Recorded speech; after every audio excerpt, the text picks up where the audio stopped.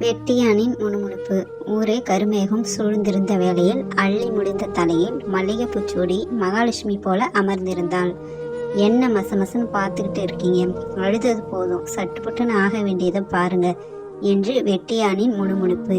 தலையில் வைத்த மல்லிகைப்பூ காயும் முன் அதை தகர்த்த வேண்டிய சூழல். மாங்கல்யத்திற்கு பூசிய மஞ்சள் கூட நிறம் மாறவில்லை. மூதாட்டி ஒருத்தி அழுகுரலுடன் வந்தாள். இந்த பிஞ்சு பிள்ளைய வச்சுக்கிட்டு நீ என்ன பண்ண போறியோ? இப்படி சின்ன வயசுலேயே விட்டுட்டு போயிட்டானே என்றவாறு கண்ணீரில் மூழ்கி கிடக்கும் என்னவளை எழுப்பி தாலியாருக்கு அழைத்தாள்.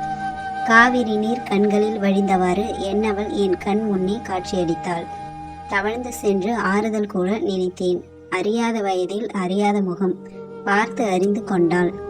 இனி உனக்காக என் பயணம், என் உயிர் உள்ளவரை உனக்காக மட்டுமே துடிக்கும் என்று என்னை கட்டி அணைத்து புரிய வைத்தாள். அந்த தருணம் முதல் இந்த தருணம் வரை எனக்காக மட்டுமே வாழ்ந்து கொண்டிருக்கிறாள்.